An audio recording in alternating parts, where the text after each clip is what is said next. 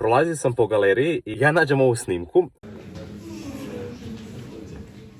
Ovo sam ja prije 5-6 godina. Ovo je bilo moje prvo snimanje ikad prije društvenih mreža, bilo kakvog snimanja. Ovo je bila reklama za Podravku. Imao sam izda 19-20 godina. I da mu kratko kažem kako to izgleda snimanje reklame za televiziju. Prvo što će naravno sve zanimat, koliko je plaćeno da ako stažist snimaš reklamu. Ne sjećam se točno cifre, ali malo manje od 200 eura. Ali opet u to vrijeme je 1500-1200 eura, nisam siguran koliko. Bilo čak i dosta puno. Pogotovo meni koji sam tad još bio na učilištu, ko student je bilo wow, super. Kako izgleda to svo snimanje? Prvo, ja nisam znao da je moja uloga toliko bitna. Ta scena traje 1,5 sekunde.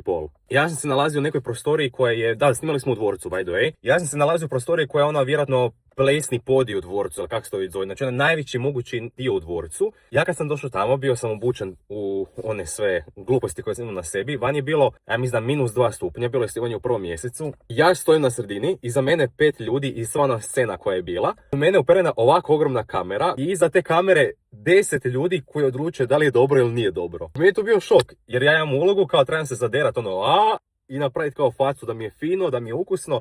Mi smo to ponavljali, ja mislim da 10.000 puta, ali ukratko jako fora iskustvo. Da li bi opet ponovio? Ne, ali u to vrijeme sam krenuo tek radit, početak je bio da krenem raditi kao trener i nisam imao vremena za to jer to snimanje traje cijeli dan.